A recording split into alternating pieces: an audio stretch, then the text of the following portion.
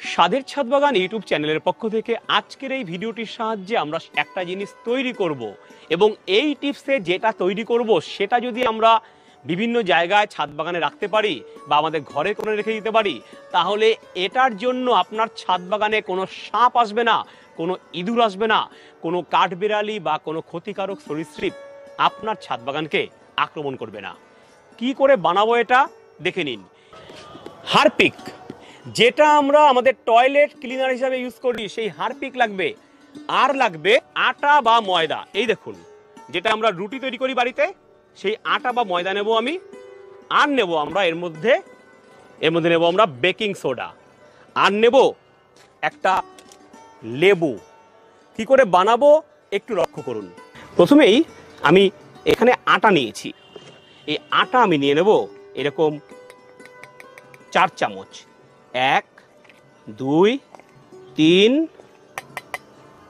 4 4 চামচ এরকম আটা বা ময়দা আপনি নেবেন। তার সঙ্গে আপনি নেবেন এই খাবার সোডা 1 চামচ এবং 2 চামচ মিশিয়ে নেব সুন্দরভাবে। এবার এর সঙ্গে আমি দেব হারপিক।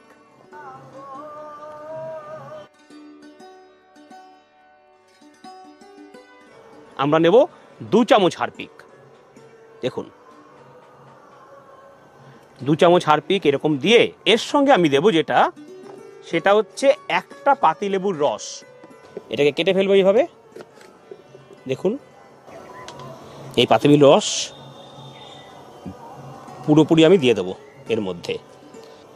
দেখুন, দেওয়ার সাথে সাথে দেখেছেন কেমন একটা বিক্রিয়া হচ্ছে, কেমন ফেনা তৈরি হচ্ছে। দেখুন, ফুলে উঠছে দোবনটা। এবার এই মিশ্রণটাকে ভালো করে আমি এরকম সুন্দর করে এরকম মন্ড মন্ড করে নেব।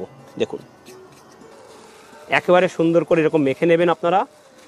এইবার এটাকে আপনারা এইরকম ভাবে হাতে নিয়ে এরকম সুন্দর নাড়ু গোল গোল বানিয়ে ফেলুন। আর এই নাড়ুগুলো আপনারা ছাদ বাগানের বিভিন্ন টবের পাশে রেখে দিন। আপনার ছাদ বাগান থেকে ইঁদুর, আরশোলা, সাপ, গিরগিটি, কাঠবিড়ালি ইত্যাদি নানান রকম চিরতরে বিদায় নেবে এইটা যদি আপনারা করতে পারেন। কেমন লাগলো এরকম টিপস অবশ্যই কমেন্ট বক্সে লিখে জানাবেন। এই রকম নানান রকম নতুন নতুন আইডিয়া পেতে, নতুন নতুন ভিডিও পেতে অবশ্যই সাবস্ক্রাইব করবেন স্বাদের ছাদ বাগান ইউটিউব চ্যানেল, ফলো করবেন স্বাদের ছাদ বাগান ফেসবুক পেজকে। এতক্ষণ আপনাদের সঙ্গে ছিলাম আপনাদের প্রিয় রাজু ভাই।